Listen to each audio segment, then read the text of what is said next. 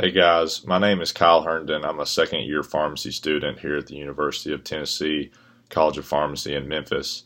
And I'm going to tell y'all about a new technology that I think is pretty interesting, especially as a future healthcare professional.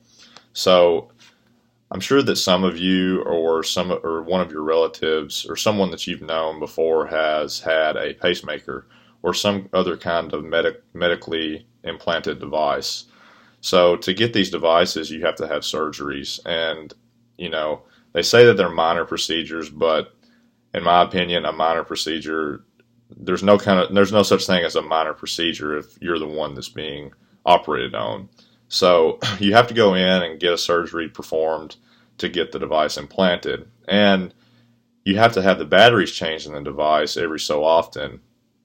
It varies. It could be anywhere between it could last up to 6 years, but if your pacemaker is going off more so than someone else's, then you'd have to go in sooner.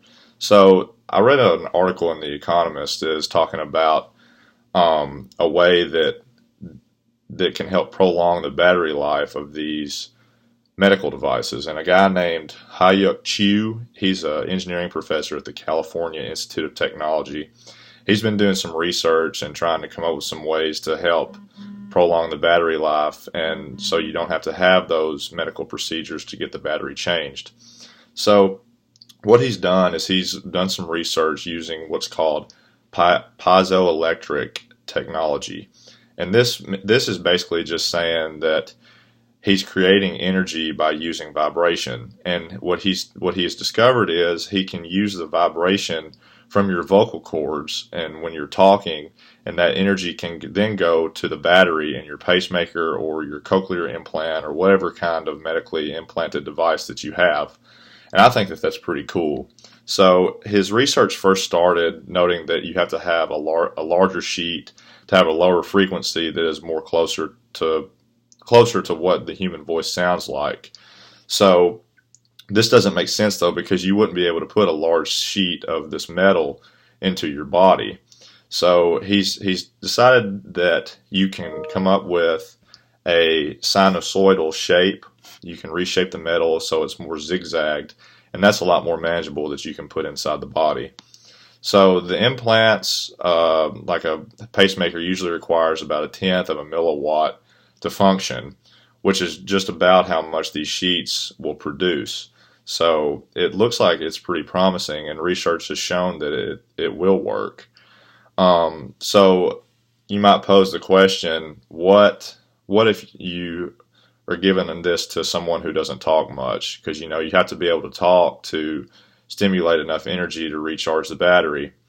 Well, it's also been shown that the energy can be transmitted even through snoring. So if you're just asleep, and you're snoring and carrying on, that can actually recharge the battery as well. So I think that this is a very promising new and upcoming technology for anybody. It's particularly interesting to me because goes along with some of the things that I look at every day in the pharmacy world and just being a future healthcare professional. So how does it relate to business, though? I think that if this does go through and this becomes a thing, that obviously you're going to save money because you're going to reduce the amount of surgeries that are needed for battery change. You're going to reduce the number of complications or completely eliminate the complications that could arise from these surgeries, which includes infection or anything like that. And you're going to reduce the amount of batteries that need to be used in these devices. So I'm going to post the link to the article from The Economist. And I'm going to post Dr. Chu's website, and you can get on there and look at that. And there's also going to be a YouTube video posted just kind of suggesting how the piezoelectric technology works. I hope you guys found this as interesting as I did. Thank you.